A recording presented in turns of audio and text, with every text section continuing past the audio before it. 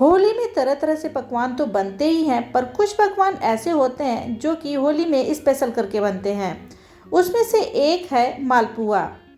आज हम खोए का मालपुआ बनाएंगे, जो कि आप अगर एक बार इसे बना के खा लिए तो यही कहेंगे कि अगली होली हम यही मालपुआ बनाएंगे। तो बिना देर किए चैनल को सब्सक्राइब करें और चलिए बनाते हैं खोए का मालपुआ।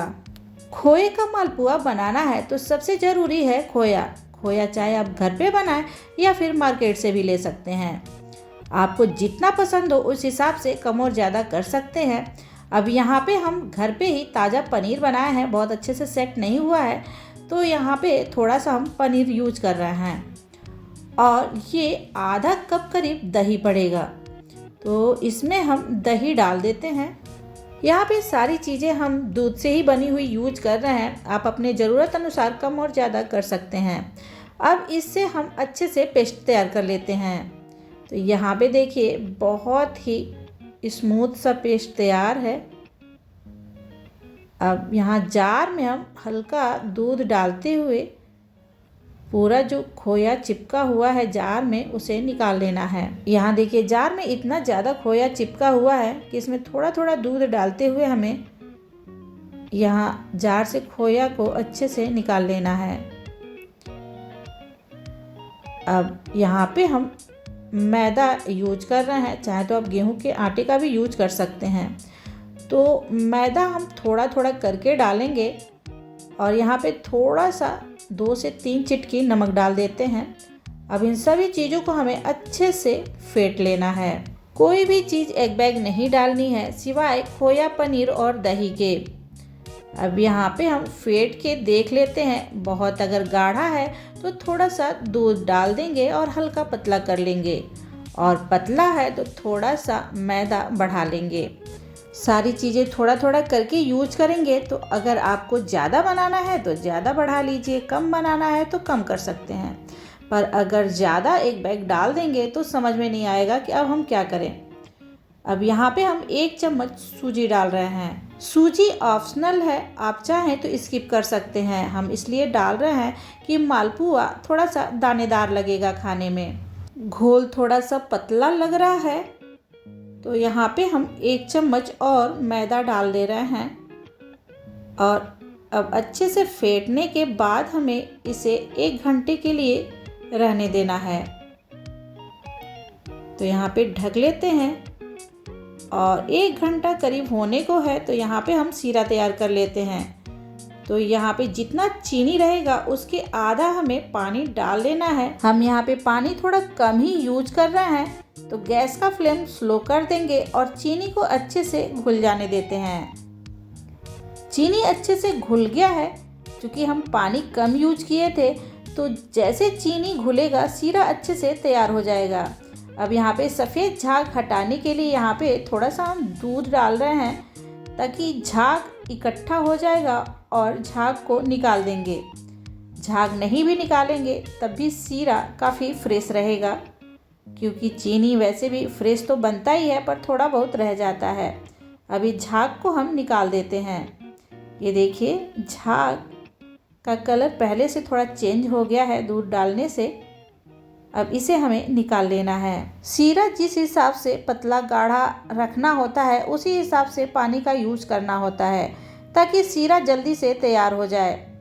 अब ये सीरा भी बनके तैयार है। ये देखिए आपको दिखा रहे हैं, इस पर एक लेयर बन रहा है और हाथों पे ये चिपचिपा है। तो बस इतना ही गाढ़ा हमें चाहिए। अब गैस को बंद कर देना है और इसमें हम 8 से 10 बूंद नींबू का डाल देते हैं, ताकि इस सीरा जल्दी जमे ना।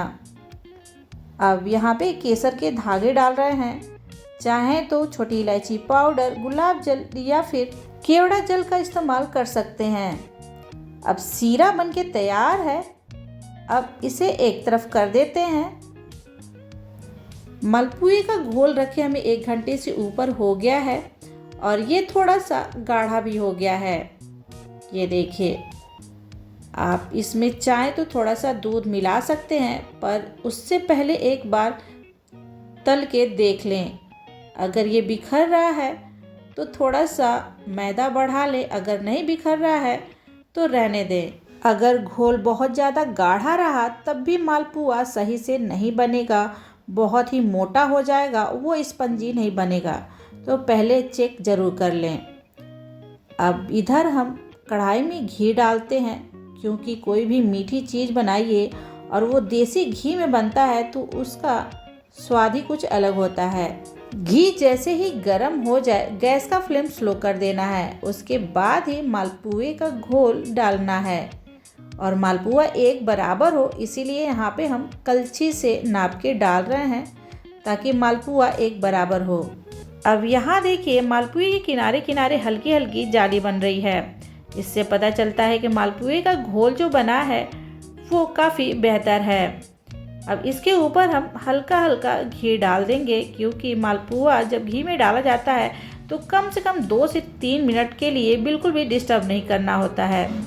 अब मालपुआ बनाते समय गैस का फ्लेम स्लो ही रखना होता है। अब इसे दोनों तरफ पलटते हुए हमें अच्छे से तल लेना है। अगर आपको मालपुआ इससे भी ज़्यादा जाली वाला और थोड़ा क्रिस्पी चाहिए तो मालपुए के घोल में 1 से 2 चिटकी बेकिंग सोडा डाल दीजिए। बेकिंग सोडा डालने से मालपुआ काफ़ी जालीदार और क्रिस्पी सा बनता है। अब यहाँ एक पीस हम बिना बेकिंग सोडा वाला मालपुआ छान के निकाल रहे हैं। अब ये जो मालपुआ है हल्का गरम सीरे में पड़ेगा।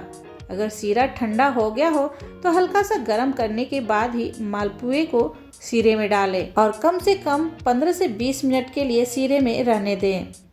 अब यहाँ पे हम घोल में 1 चिटकी बेकिंग सोडा डाल रहे हैं। बेकिंग सोडा डालने के बाद घोल को कम से कम 2 मिनट के लिए अच्छे से फेंट लेना है, तभी जाके जो मालपुआ बनता है उसमें बराबर जाली पड़ता है।